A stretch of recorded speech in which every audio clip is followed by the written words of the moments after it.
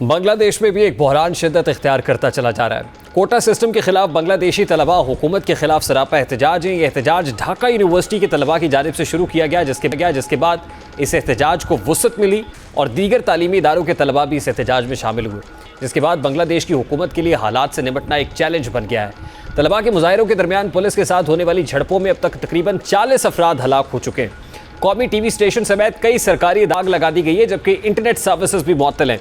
दरअसल बांग्लादेश में सरकारी मुलाजमतों के हवाले से कोटा सिस्टम नाफिज है, जिसमें 56% नौकरियां तकसीम की जाती हैं, जिसके तहत 1971 की जंग में हिस्सा लेने वालों के बच्चों को 30%, खवातीन और मखसूस अजला के लिए 10% मुलाजमतों का कोटा मुख्तस किया गया है। कुल मिला के जो रिजर्व सीट्स हैं वो 56% बनती है और बाकी जनरल पॉपुलेशन के लिए 44% नशस्तें बनती हैं।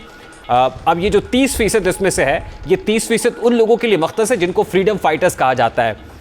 सन 1971 में पाकिस्तान से जंग आज़ादी में लड़ने वालों के ख़ानदानों के लिए सरकारी मुलाजमतों में मुख्तस 30% कोटा ख़त्म करने का मुतालबा किया जा रहा है। मुजाहिरीन का कहना है कि ये रिजर्वेशन की वजह से मुल्क में बड़े पैमाने पर बेरोज़गारी फैल रही है कि आपने सीट्स को रिज़र्व किया हुआ है। बांग्लादेश की 170 मिलियन की मजमूई आबादी में तकरीबन 32 मिलियन लोग ऐसे भी हैं जो काम या तालीम से महरूम हैं। बांग्लादेश के मुबस्सिरीन के बकौल रोज़गार की मंडी में तनाव के खदशात पैदा हो गए हैं। अब बढ़ती हुई महंगाई और रोज़गार से मुताल्लिक बेयकीनी सूरत हाल में नौजवानों को महफूज सरकारी मुलाजमतों की उम्मीद थी, लेकिन मौजूदा कोटा सिस्टम की वजह से एक गैर मुनसिफाना रुकावट का इजाफा हुआ है।